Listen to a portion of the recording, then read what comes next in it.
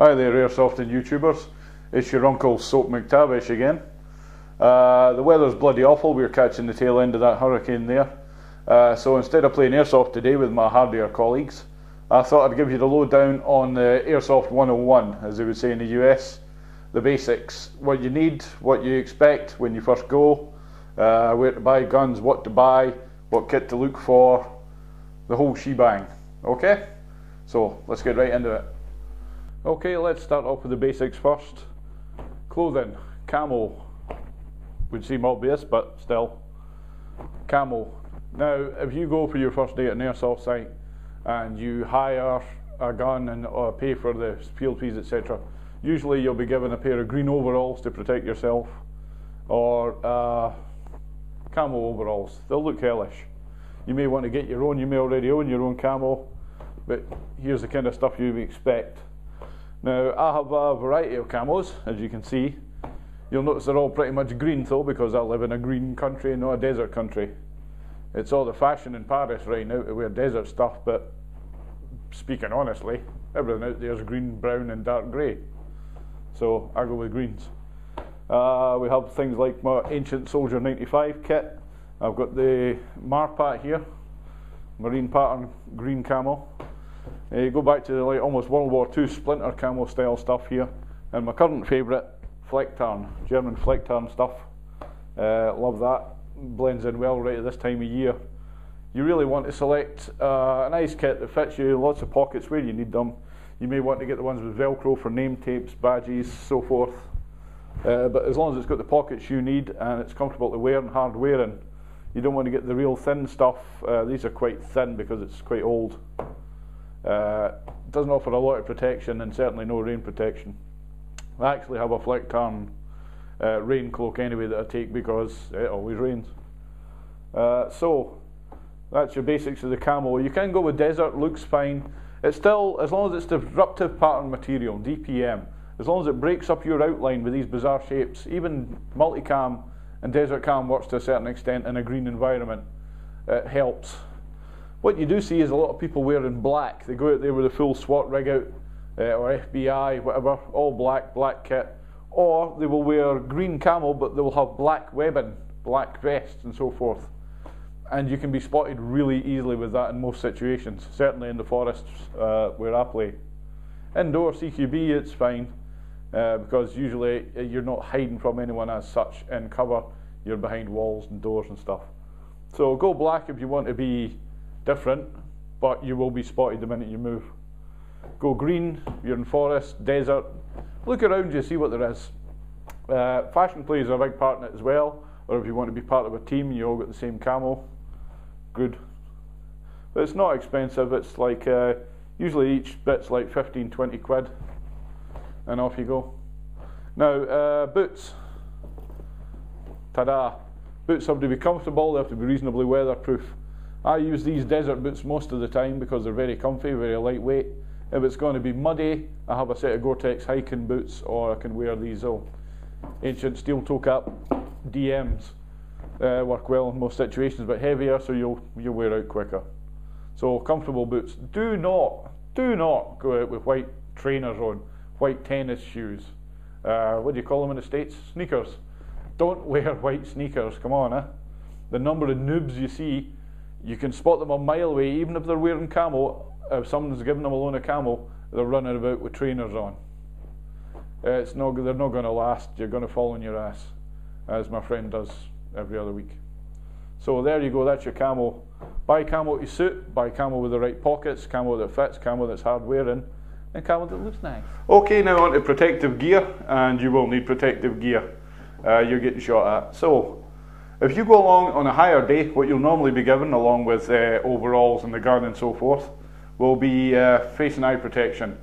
Normally it'll be something along the lines of a paintball mask, like these kind of things with perspex eyepieces, or it may be the mesh version of these. Because it's not paintball, because it is BBs, we can use mesh, wire mesh, rather than goggles, such as these.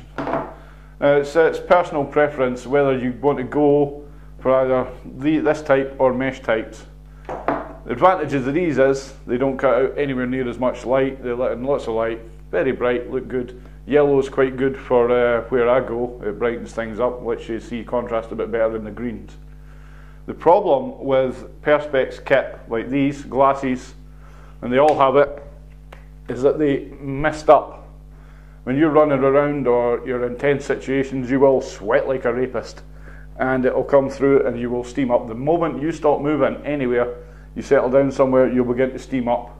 It depends what country you're in as well, how cold it is, how hot you are, but they all steam up eventually. You can put it off. You can use stuff called cat crap. You can use Vaselines, you can use fairy liquid, washing up liquids, put on neat and rubbed off. There's all manner of solutions, none of which work, frankly. They'll work for a certain, they'll put it off for 20 minutes, half an hour or something, but then they'll start to mess up. So what you'll find is a lot of airsofters start to use these kind of things. Wire mesh goggles. And wire mesh goggles never messed up. Brilliant. You think that's it.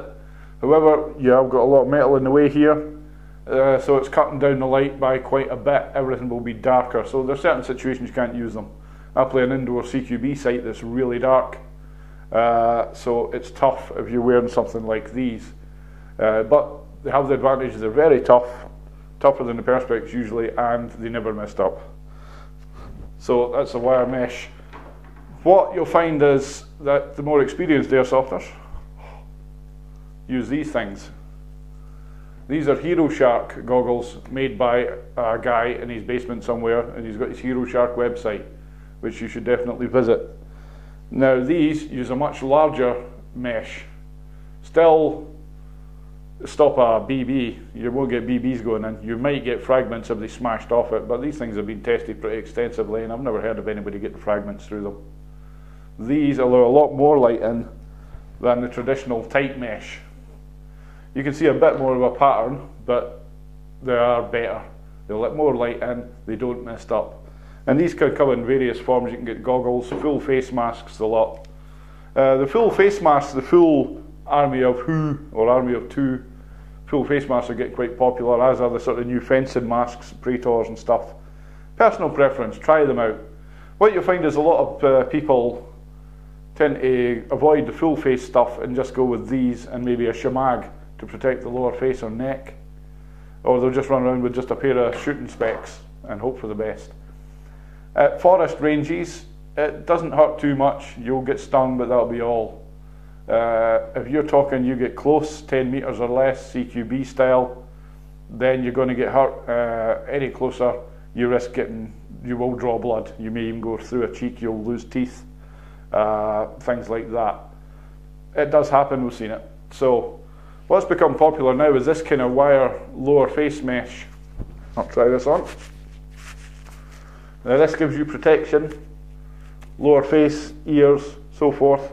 With the specs on and a helmet or a hat, then you're pretty well protected from anything even close range. You'll see quite a lot of people wearing the lower mesh masks now. These again are better than your paintball style stuff because they allow you to breathe more easily, they don't trap as much moisture for your breath. These end up soaking wet in the end, and it's all very unhygienic. Now, hands. Don't forget to wear gloves. You get shot in the hands, especially on a cold day, it hurts like hell. So you need a decent pair of gloves. You need gloves that are thin enough that you can use them, you can still operate your gun, load things, throw grenades and so forth, but not so thick that you can't feel anything and you can't get your finger in the trigger and so forth. So use the head there. You might want to get thin gloves, but they have the plastic backing on them, protective things almost like goalie gloves or motocross gloves. They work well as too. Now the head, you can go helmets, you can go boonie hats, skip hats, anything like that that'll take the sting out of the BBs. Obviously helmets offer the most protection, but they are the heaviest, and you can look a right dickhead in them sometimes. Sorry about that, that happens. Boonie hats are very popular, as are skip hats for people who are going for the sort of operator look, the mercenaries kind of thing that you see, just wearing the jackets and the belt and a skip hat. It's old fashioned again, there you go. Shamags, everybody has a shamag. You need one, they're great. You can use for so many things. Most people just wear them around the neck until they need them. If it gets into close range, then they'll band it up John Wayne style, or they'll wrap it around and go for the whole Arab look. So they can be used for a number of things, and they come in a variety of colours. You get the less desert or the classic red and white tea towel. That is a tea towel, but you know what I mean, the old Yasser Arafat look. So that protects your head, neck, eyes, face and hands. So don't forget, you always need some kind of eye protection. You will be provided with it if you don't have any, if you've gone on a hire day, but you must always wear eye protection. That's the single thing that everybody must specify. You'll have to sign forms saying, yes, I know I'm only wearing eye protection and nothing else. If you're under 16, you must wear full face masks in the UK, what to protect your lovely physics. Over 16, it's your choice. I find the face masks a pain. I can't run in them for some reason because of all the stuff in the way. I find it very difficult to move around and see things. So I normally just wear my goggles and a shemag. For CQB, when I'm doing indoor stuff, always face protection, helmet or boonie hat as well. And that's me protected. Okay kids, now we're on to webbing, vests, pouches, all that kind of nonsense. One thing to say here, molly or strike, there's various systems. What you want is modular stuff like this, molly. You notice all these loops. When you see stuff with all the loops on it, that's usually molly. It's just a name for this kind of thing. There you go. And all it is simply loops and things to put through the loops. And then you clip it on and that's you. And what you have then is a completely modular system. So you've got the likes of what I've got here. You can get full plate carriers, full vests. This kind of chest rig setup that I use, this fits on. Lots of area for stuff. What I normally use day to day is this belt, and it's just simply a belt with a molly attachment around it, and I'll wear that for my Magpul style indoor stuff. Just carry 6 mags, a dump pouch and a couple of reloaders or grenades, and that's me. That's for travelling light, that's for short games where you're not far from the safe zone and you can reload quickly. I can carry enough to reload a couple of times with this, so I can play for 2 or 3 games and I'm okay, depending on how much ammo I use. If I go mental, then I'll need more. If I'm playing a longer game or mil sims, day, 2-day stuff, I will probably take the pouches off of this and fit them onto here. And this will hold more, obviously. And it gives more protection as well when you're being shot by BBs and things. Obviously you can go the full hog, and if you've got plate carriers you can get the actual kid-on plates to put in that'll protect you, and they'll stop the worst hits. You won't even feel them, you'll only hear them. But what I want to emphasise here is the modular aspect to this kit.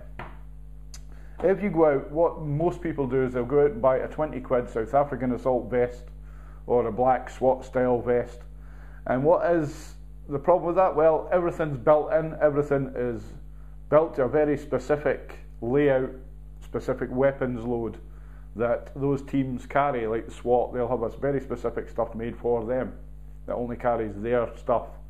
When you come to do it, you will suddenly find that, oh right, I've bought a different type of gun, an AK, the mags are a lot larger, oh they don't fit in these pockets, or you can only carry a certain number of magazines because of the pockets. Then you find you're taping things on, you're clipping things on, you're taking scissors to it to cut holes to make them into holsters, things like that. They can't really be modified in any way when you change your kit, or when you have different loadouts, or when you're playing different games. So while they are cheap and they'll get you started and they'll look the part at first, you will very quickly find that they're no good to you. So go with a modular system like this. All you do is you buy something like the chest rig or the belt. The belt was only 10 quid, dirt cheap. The pockets, the various types, cost depends on the size obviously. You'll pay a £5 for a little radio pouch, or like 7 quid for a magazine pouch. There's various types. There's the quick release ones like this, which have no top. You have the magazine pouches like this kind, where you actually have to open it up to get to the magazines, and that's great when you're running around all day and you don't want to drop anything. You don't want to crawl through the undergrowth with something like that on and leave a trail of magazines behind you. I've seen it done. So go out, you buy the basics, you buy the kit you need, and if you come to change your kit, if you buy a P90 or an MP40, you need bizarre long mags or UMPs, you can go out and spend a tenner then on a set of mag pouches that will fit that, and you just clip them on. Take the old mag pouches off, put the new ones on. If you need medic pouches, admin pouches, a holster, universal holster, then you can get that as well, left or right. There's all sorts of kit, and it's all designed to fit onto these type of molly vests. So buy modular, it's worth it in the long run. Don't go and buy simple assault vests unless it's absolutely the look you're looking for or the rig that you have. If you're going for obviously for a SWAT look or something, then by all means buy that, because you'll have the proper SWAT weapons, MP5s or M4s or whatever. As long as you plan to run that and only have that vest for that, then fair enough. But I would always advise somebody buy modular, buy molly, buy the bits you need as you go along, and you can change it as you go along, and you can experiment with different layouts. If you want to go left-handed, right-handed, doesn't matter, it does it all. So there you go, that's your webbing. Go belts for the quick, you go chest rigs for any medium length games, you can go full plates, full gear, camelbacks, hydration units, the lot with the bigger stuff. And it's all completely modular, customizable, and you can grow the system over the years.